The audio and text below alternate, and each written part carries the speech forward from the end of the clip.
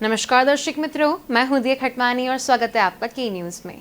चलिए गौर करते हैं आज के मुख्य समाचारों से पहले कुछ हेडलाइंस पर।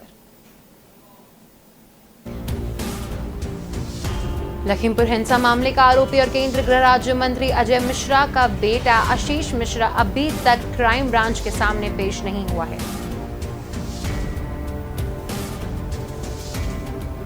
अभिनेता शाहरुख खान के बेटे आर्यन खान को बेल मिलेगी या फिर उन्हें 14 दिन तक जेल में ही रहना पड़ेगा, आज इसका फैसला हो सकता है।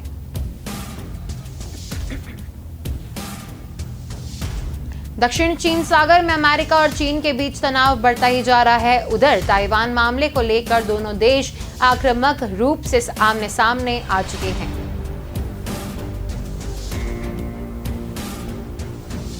मुंबई में जारी क्रूज ड्रग्स पार्टी केस के बीच राजस्व खुफिया निदेशालय की टीम ने मुंबई पोर्ट पर छापा मारा है।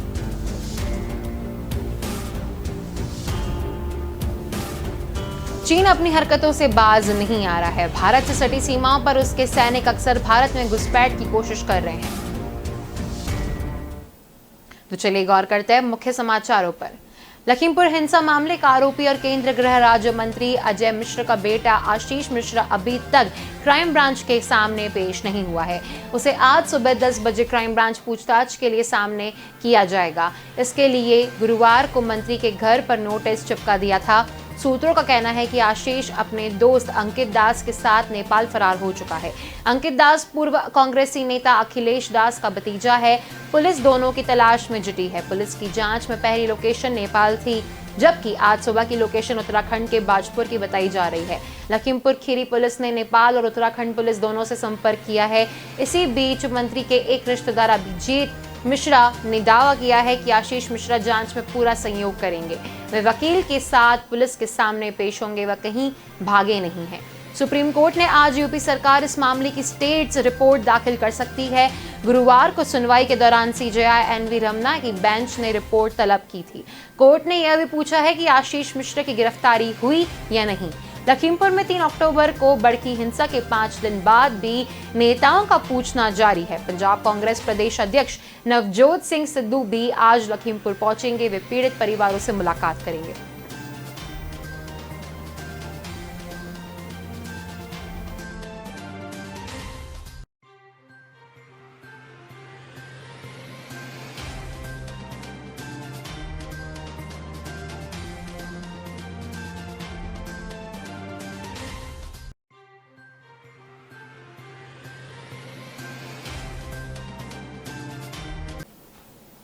दक्षिण चीन सागर में अमेरिका और चीन के बीच तनाव बढ़ता ही जा रहा है। उधर ताइवान मामले को लेकर दोनों देश आक्रामक रूप से आमने सामने आ चुके हैं। इस बीच दक्षिण चीन सागर पर अमेरिका की परमाणु पनडुब्बी पर हमला हुआ है। हालांकि यह हमला किस चीज से किया गया है और किसने किया, इसकी जानकारी अभी नहीं मिल पाई है। अमेरिकी अधिकारियों का कहना है कि पनडुब्बी की टक्कर किसी अज्ञात चीज से हुई है। इस हमले में किसी भी तरह का नुकसान नहीं हुआ है और पनडुब्बी भी ऑपरेशनल स्थिति में बनी हुई है। यूएस पैसिफिक फ्लीट के ओर से बयान जारी किया गया है कि यूएस कनेक्टिकट काम की सिफिल्ता क्लास परमाणु पनडुब्बी पर हमला 5 दिन पहले हुआ था, लेकिन संचालन सुरक्षा बनाए रखने के लिए इसकी जानकारी सार्वजनिक नहीं की गई है। बयान में यह भी कहा गया है कि हमले का असल ऑब्जेक्ट क्या था और किस चीज से टक्कर हुई यह अभी साफ नहीं हुआ है। इसकी जांच की जा रही है। हमले में 2 जवानों को चोट लगी है, वही अन्य 9 लोग मामूली रूप से घायल हुए हैं। अमेरिका का कहना है कि यह हमला उस वक्त हुआ जब अमेरिकी पनडुब्बी अपने रूटीन ऑपरेशन पर थी। हमले के बाद पनडुब्बी को आगामी जांच के लिए गुआम बंदरगाह की ओर भेज दिया गया है। चीन ने दक्षिण चीन सागर के लिए पिछले महीने ही नया कानून बनाया है। चीन का कहना है उसकी इजाजत के बिना अगर कोई भी उसका जल क्षेत्र में दाखिल होता है तो उस पर सीधे हमला कर दिया जाएगा। इस कानून के बाद अमेरिकी पनडुब्बी पर हुए हमले को चीन की प्रतिक्रिया माना जा रहा है। हालांकि अमेरिका सीधे तौर पर इस हमले को नकार रही है। मुंबई में जारी क्रूज ड्रग्स पार्टी केस के बीच राजस्व खुफिया निदेशालय की टीम ने मुंबई पोर्ट पर छापा मारा है। यहाँ एक कंडक्टर ने 25 किलो हेरोइन बरामद की है। अंतर्राष्ट्रीय बाजार में इसकी कीमत करीब 125 करोड़ बताई जा रही है। इस मामले में अभी तक एक व्यक्ति को गिरफ्तार किया गया है। डीआरआई के मुंबई यूनिट ने पोर्ट पर छापेमारी के बाद नवी मुंबई के 62 साल के कारोबारी जयेश सांघवी को गिरफ्तार किया है। सांघवी पर आरोप है कि वे ईरान ने मूंगफली के तेल की एक खेप में हेरोइन को छुपाकर मुंबई लाए थे। डीआरआई के एक अधिकारी ने बताया कि खुफिया जानकारी के आधार पर नवी मुंबई के नावाशेवा में ईरान से एक कंटेनर को पकड़ा गया और इसकी तलाशी में हेरोइन बरामद हुई थी। डीआरआई के अधिकारी ने बताया कि यह कंटेनर वैभव एंटरप्राइजेस के संदीप ठक्कर ने इंपोर्ट किया था, जिसका मस्जिद बंदर में ऑफिस है। डीआरआई की टीम ने उनसे भी पूछताछ की है। ठक्कर ने डीआरआई को बताया कि सांघवी ने उन्हें अपनी फर्म के आईईसी पर ईरान के सामान इंपोर्ट करने के लिए 10,000 रुपए प्रति खेप का ऑफर दिया था। वे 15 साल से सांघवी के साथ कारोबार कर रहे थे, इसलिए उन्होंने उन पर भरोसा किया था। डीआरआई ने सांघवी को गिरफ्तार कर उनके खिलाफ narcotic drugs and psychotropic substance act के तहत मामला दर्ज किया है। गुरुवार को उन्हें मेट्रोपॉलिटन मजिस्ट्रेट कोर्ट में पेश किया गया है। चीन अपनी हरकतों से बाज नहीं आ रहा है। भारत से सटी सीमाओं पर उसके सैनिक अक्सर भारत में घुसपैठ की कोशिश कर रहे हैं। इसके बार बार सीमा पर तनाव की स्थिति उत्पन्न हो रही है। ताजा मामला वास्तविक नियंत्रण रेखा पर अरुणाचल प्रदेश सेक्टर का है। रक्षा सूत्रों के मुताबिक पिछले सप्ताह अरुणाचल सेक्टर पर दोनों देशों के सैनिकों के बीच फिर से तनाव बढ़ गया है। सूत्रों के मुताबिक पेट्रोलिंग के दौरान चीनी सैनिकों ने भारतीय सीमा में घुसपैठ की कोशिश की है, जिससे घंटों तनाव की स्थिति है। अरुणाचल सेक्टर में औपचारिक रूप से दोनों देशों की सीमाओं को सीमांकित नहीं किया गया है, इसलिए एलसी को लेकर दोनों देशों की सेनाओं की अपनी अपनी धारणाएं हैं।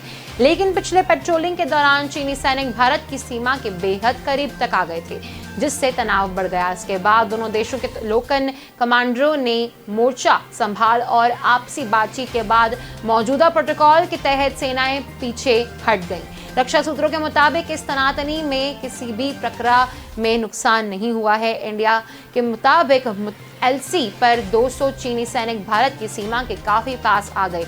इसके बाद तनाव की स्थिति उत्पन्न हुई। भारतीय सैनिकों ने इसका विरोध शुरू किया और 200 चीन सैनिकों को वहीं रोककर खदेड़ दिया। गाजियाबाद में हिंडन एयरबेस पर 89वां एयरफोर्स डे मनाया जा रहा है। साथ ही वायुसेना देश आज़ादी के 75वीं सालगिरह भी मना रहा है। वायुसेना के वीरों ने आकाश में अपना पराक्रम दिखाया। सफाल मिग और आपेच ने शक्ति प्रदर्शन किया। जनरल विपिन रावत, नौसेना प्रमुख करमबीर सिंह और थल सेना अध्यक्ष मनोज मुकुंद नरवणे ने परेड को सलामी दी। इस बार भारतीय वायुसेना ने अपना थीम आत्मनिर्भर और सक्षम रखा है। कार्यक्रम में वायुसेना प्रमुख एयर चीफ मार्शल विवेक राम चौधरी ने कहा, जब मैं सुरक्षा परिदृश्य को देखता हूं जिसका आज आम हम सब मना रहे हैं, तो मैं पूरी तरह से सचेत हूं कि मैंने एक महत्वपूर्ण समय पर कमान संभाली है। हमें राष्ट्र को बताना चाहिए कि बाहरी ताकतों को हमारे क्षेत्र का उल्लंघन नहीं करने दिया जाएगा। लड़ाकू विमान तेजस 600 किलोमीटर प्रति घंटा की रफ्तार से आसमान से एक साथ नीचे आया और परेड ग्राउंड के ठीक ऊपर 200 किलोमीटर की रफ्तार से आगे बढ़ता गया। स्वदेशी Tejas, Hercules C-17 kilometre, Mirage 2000, Jaguar, Sukhoi 30, Apache helicopter, Chinook helicopter, मिग-29, ध्रुव हेलीकॉप्टर ने भी आसमान में करतब दिखाए। स्थापना दिवस पर हिंडन एयरबेस में दुनिया का सबसे बड़ा तिरंगा फहराया गया है। खादी से बने इस तिरंगे की लंबाई 225 फुट और चौड़ाई 150 फुट है। इसका वजन करीब 1000 किलो है। अभी 2 अक्टूबर 2021 को केंद्र शासित राज्य लेह में ठीक इतने ही लंबे, चौड़े और वजनी तिरंगे का उपराज्यपाल R.K. माथुर ने अनावरण किया था। इससे 57 इंजीनियर रेजिमेंट कोर ने तैयार किया था। हिंडन एयरबेस पर इसका बार तिरंगा आकर्षण का केंद्र बना है।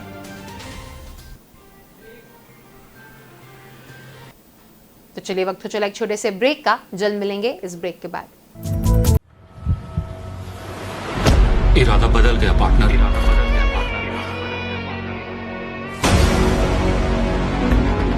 अब ये मेरा।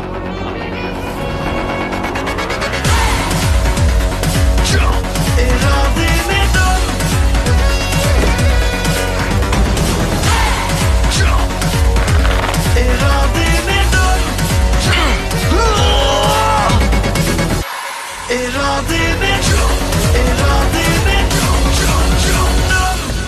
ज्यादा स्ट्रांग होने चाहिए।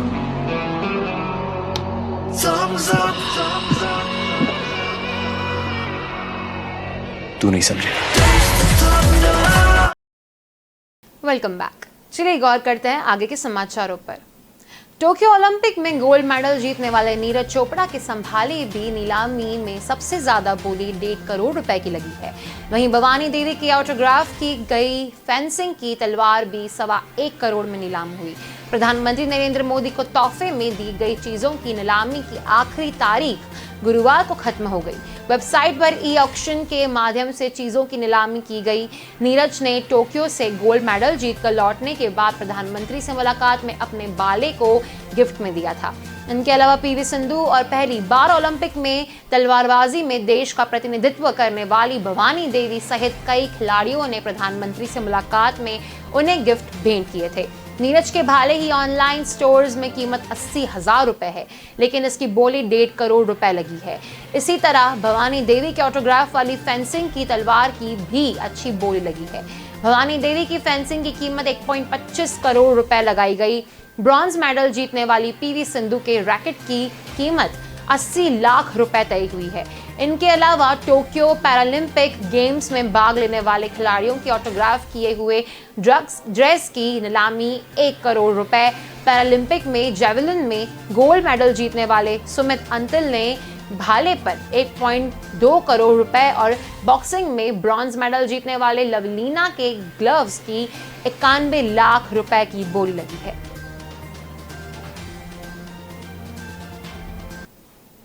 भारत और नेपाल सीमा पर समन्वय और सहयोग बढ़ाने पर सहमत हो गए हैं। दोनों देशों के सीमा रक्षक बल सीमा पर स्थिति को सामान्य रखने के लिए मिलजुल कर कार्य करेंगे। यह सहमति गुरुवार को भारत के सशस्त्र सीमा बल के महानिदेशक और नेपाल के आर्म्ड पुलिस फोर्स के महानिरीक्षक की गई नई दिल्ली में हुई बैठक में बनी। दोनों देशों के अधिकारियों के बीच बैठक 4 अक्टूबर से चल रही थी। दोनों देशों के सुरक्षा अधिकारियों की बैठक में क्षेत्र में तेजी से बदलाव रही सुरक्षा की स्थितियों की समीक्षा की गई। सीमा पर हालात सामान्य रखने और तस्करी रोकने के तरीकों पर चर्चा हुई। सीमावर्ती इलाकों में सक्रिय आपराधिक गिरोह की गतिविधियों की रोकथाम पर चर्चा हुई। इन कार्यों के लिए दोनों देशों के सुरक्षा बलों के बीच समन्वय बढ़ाने पर जोर दिया गया। बैठक में शामिल भारतीय दल का नेतृत्व सीमा सुरक्षा बल के महानिदेशक कुमार राजेश चंद्र और नेपाली दल का नेतृत्व एपीके के महानिरीक्षक शैलेंद्र खनाल कर रहे हैं। सीमा मामले पर अगली बैठक 2022 में नेपाल में होगी। नेपाल की सत्तारूढ़ नेपाली कांग्रेस के नेताओं का 3 सदस्यीय दल 4 दिनों तक भारत यात्रा पर गुरुवार को आएगा। यह दल नई दिल्ली में विदेश मंत्री एस जयशंकर और भाजपा के नेताओं से मिलेगा। नेपाली दल का नेतृत्व पूर्व निर्देश मंत्री और नेपाली कांग्रेस के उप महासचिव प्रकाश शरण महत करेंगे। दल के 2 अन्य सदस्य उदय शमशेर राणा और अजय चौरसिया होंगे।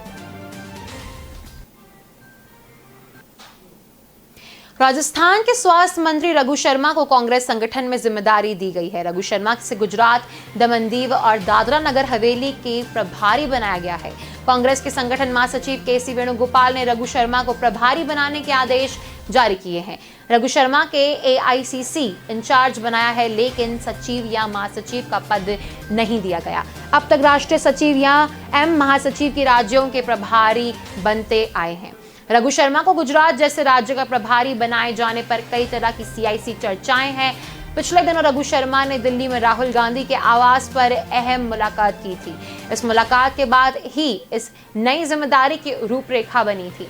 गुजरात में अगले साल विधानसभा चुनाव होने हैं। ऐसे में चुनावी राज्य के प्रभारी की जिम्मेदारियां सौंपने काफी अहम जिम्मेदारी माना जा रहा है। प्रधानमंत्री नरेंद्र मोदी और गृह मंत्री अमित शाह के गृह राज्य के प्रभारी की जिम्मेदारी देकर कांग्रेस हाईकमान ने रघु शर्मा को बड़ा टास्क देने के साथ सियासी मैसेज भी दिया है।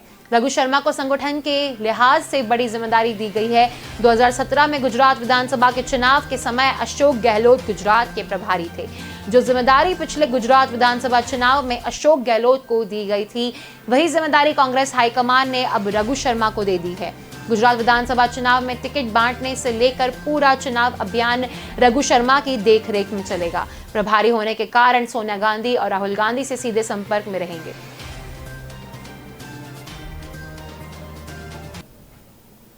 पूर्व डिप्टी सीएम सचिन पायलट ने मुख्यमंत्री अशोक पर एक बार फिर तंज कसते हुए करारा जवाब दिया है। एक किताब के विमोचन के मौके पर सचिन पायलट ने आयोजकों के किताब लिखने के आग्रह का जवाब देते हुए कहा, आप चिंता मत कीजिए, मैं 50 साल तक यहाँ पर हूँ। पायलट के इस बयान को 2 अक्टूबर को अशोक गहलोत के लिए दिए इस बयान का जवाब माना जा रहा है, जिसमें गहलोत ने कहा था, अभी 15-20 साल मेरा अब कुछ नहीं बिगड़ेगा, जिसे दुखी होने हो वो चाहे हो जाए। गुरुवार रात को किताब विमोचन समारोह में पायलट के एक सवाल के जवाब में यूपी सरकार, केंद्र और बीजेपी की आड़ में मुख्यमंत्री अशोक गहलोत के भी नाम लिए बिना निशाने पर लिया पायलट ने कहा, आपने मैं खोटा बताकर स्वीकार बहुत कम लोग कर पाते हैं। एक तो क्या होता है कि आदमी सच्चाई के दारताल से जुड़ा हो, वास्तव में वह सिंप्लिसिटी की लाइफ जीता है। आजकल तो राजनीति पाखंड की भी तो हो गई है। कई लोग कहते हैं बहुत जमीन से जुड़ा हूँ, बहुत साधारण हूँ, लेकिन असलियत कुछ और होती है। आम दिन में 2 घंटे, 4 घंटे, 6 घंटे तो दिखावा कर सकते हैं, लेकिन 24 घंटे नहीं कर सकते। असलियत सामने आ ही जाती है। इसलिए बेहतर यह है कि जो आप हैं वहीं रहें, उसे स्वीकार करें। आपकी पर्सनैलिटी, रियलिटी जो है, जैसी है, उसे स्वीकार करें। जितना ज़्यादा खुलकर हम जनता से सामने बात रखते हैं, जनता उसे स्वीकार करती है।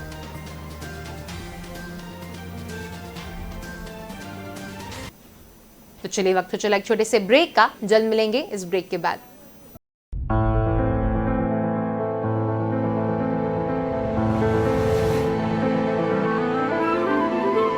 As you bite in, the soft chocolate shell cracks open to let creamy, velvety mousse flow.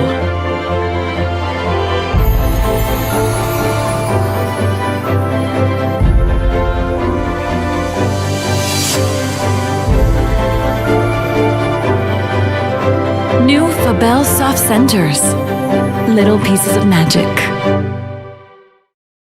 Welcome back. चलिए गौर करते हैं आगे के समाचारों पर। मुंबई ड्रग्स केस में गिरफ्तार शाहरुख खान के बेटे आर्यन खान के साथ सेल्फी लेकर किरण गोसावी नाम के शख्स विवादों में आ गया है। एनसीपी नेता और मंत्री नवाब मलिक ने दावा किया था कि गोसावी बीजेपी का कार्यकर्ता है। वहीं एक बड़ा विवाद ये सामने आया है कि गोसावी पुणे में दर्ज एक केस में 3 साल से वांटेड है। गोसावी की तीसरे सामने आने के बाद अब उस बार गिरफ्तारी की तलवार लटक रही है। इसी मामले की अगली कड़ी में नवाब मलिक आज दोपहर 3 बजे प्रेस कॉन्फ्रेंस कर कुछ नए खुलासे कर सकते हैं। नारकोटिक्स कंट्रोल ब्यूरो की तरफ से क्रूज पर की गई कार्रवाई के बतौर गवाह शामिल किरण गोसावी पर 2018 में पुणे में धारा 420 के तहत मामला दर्ज हुआ था। गोसावी पर आरोप है कि उन्होंने चिन्मय देशमुख नाम के युवक से मलेशिया में नौकरी दिलाने के बहाने 3 लाख रुपए ठगे थे।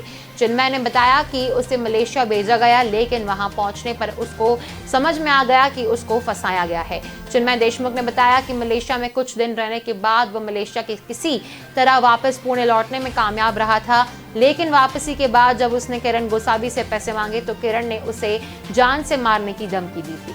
उसके बाद चिन्मय ने किरण के खिलाफ केस दर्ज करवाया, लेकिन तब से वह फरार चल रहा था।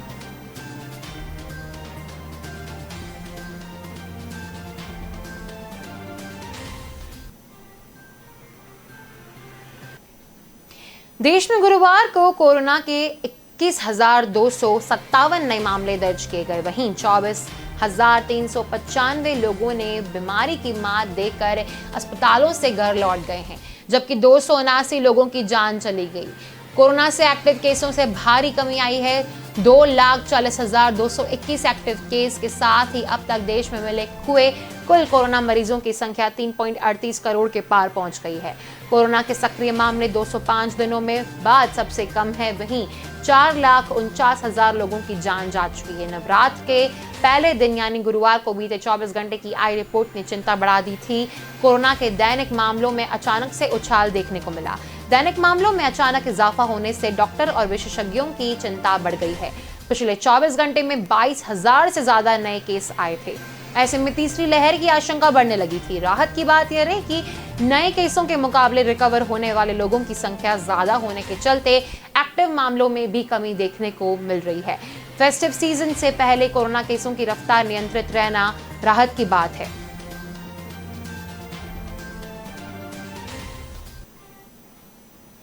शुक्रवार को पेट्रोल और डीजल की कीमतों में बढ़ोतरी हुई। सरकारी तेल कंपनी इंडियन ऑयल, HPCL और BPCL ने पेट्रोल की कीमत में 30 पैसे प्रति लीटर का इजाफा किया।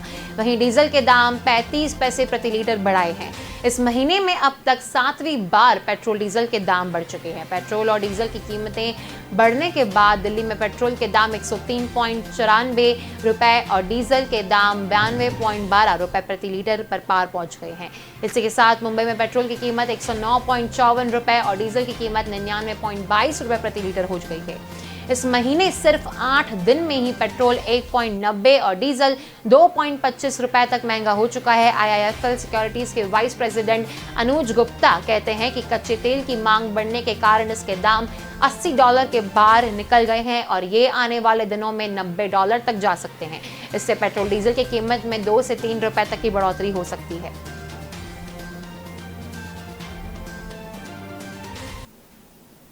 आज यानी 8 अक्टूबर को रिजर्व बैंक की मौद्रिक नीति कमेटी की 3 दिवसीय बैठक खत्म हो गई है। RBI ने रेपो रेट 4% पर और रिवर्स रेपो रेट 3.35% पर बरकरार रखा है। यह लगातार 9वीं बार है जब दरों का जस का तस रखा गया है।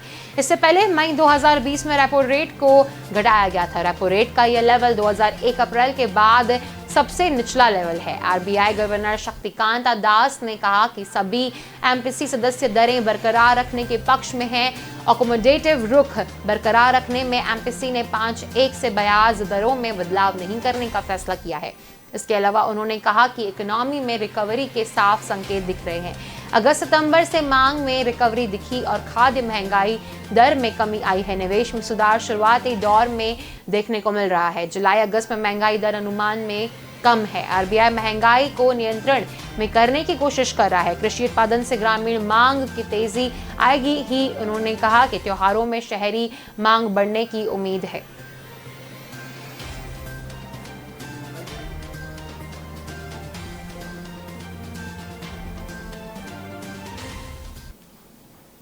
रिजर्व बैंक की क्रेडिट पॉलिसी से ऐलान के बाद बाजार में तेजी देखने को मिल रही है। बाजार दिन के ऊंचाई पर कारोबार कर रहा है। फिलहाल सेंसेक्स 400 पॉइंट चढ़कर 60,000 पर और निफ्टी 115 पॉइंट की बढ़त के साथ 17,900 पर कारोबार कर रहा है।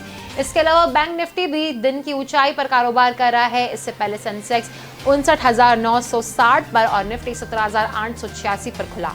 सेंसेक्स के 30 शेयर में से 20 शेयर बढ़त के साथ और 10 शेयर कमजोरी के साथ कारोबार कर रहे हैं, जिसमें इन्फोसिस, TCS के शेयर 2% और टाटा स्टील, टेक महिंद्रा के शेयर 1% से ज्यादा की तेजी के साथ कारोबार कर रहे हैं। वहीं NTPC के शेयर में 1% से ज्यादा की गिरावट है। BSE पर 3,222 शेयर्स में से कारोबार हो रहा है, जिसमें 1,881 शेयर्स बढ़त के साथ और 1,204 शेयर्स लाल निशाने पर कारोबार करते दिख रहे हैं। इसी के साथ BSE पर लिस्टेड कंपनियों का कुल मार्केट कैप 267 लाख करोड़ रुपए के पार पहुंच गया है। इससे पहले गुरुवार को सेंसेक्स 488 पॉइंट यानी 0.82% बढ़कर 59,777 पर और निफ्टी 144 पॉइंट यानी 0.82% की तेजी के साथ 17,790 के स्तर पर बंद हुआ था।